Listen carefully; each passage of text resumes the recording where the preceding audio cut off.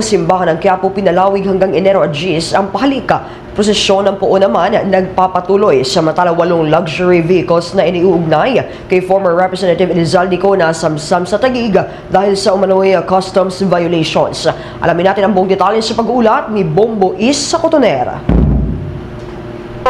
Jai Bombo Genesis pinalawig hanggang alas 10 ng umaga ng Sabado, Enero 10 ang tradisyonal na pahalik o pagpupugay sa imahe ng Poong Jesus Nazareno.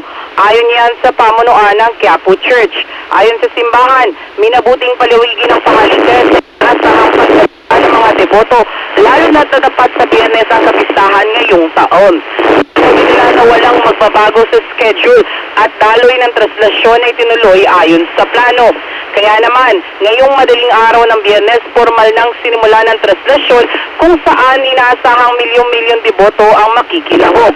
Bombo Genesis, Bombo Jai, bagaman wala na dito sa Quirino Grandstand, yung andas nagpapatuloy pa rin yung pahalik nga dito sa Quirino Grandstand at magpapatuloy yan sa Sabado.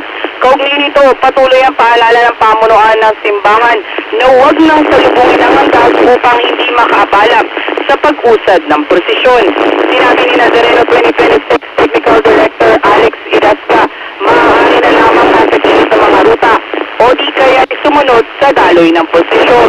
Kaugnay niyan, pakinggan natin ng tinig Nazareno 2026 Technical Director Alex Idasca.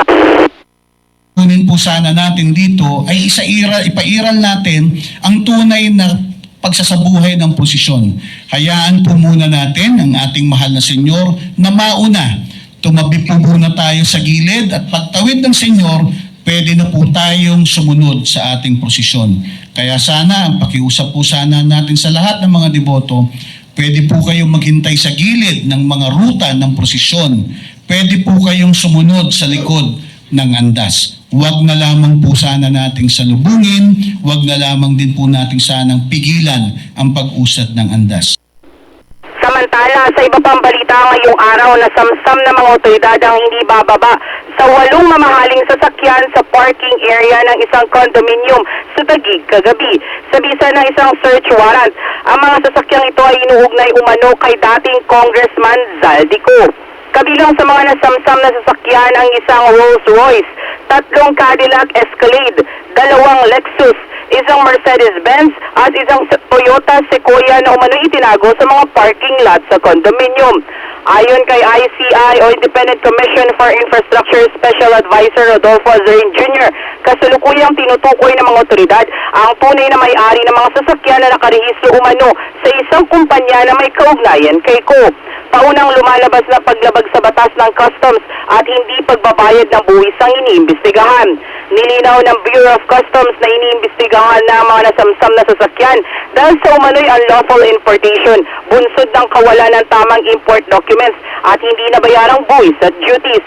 Dinala mga sasakyan sa tanggapan ng Independent Commission for Infrastructure para sa mas ligtas na pag-iingat habang nagpapatuloy ang investigasyon sa posibleng customs fraud at iba pang pananagutan.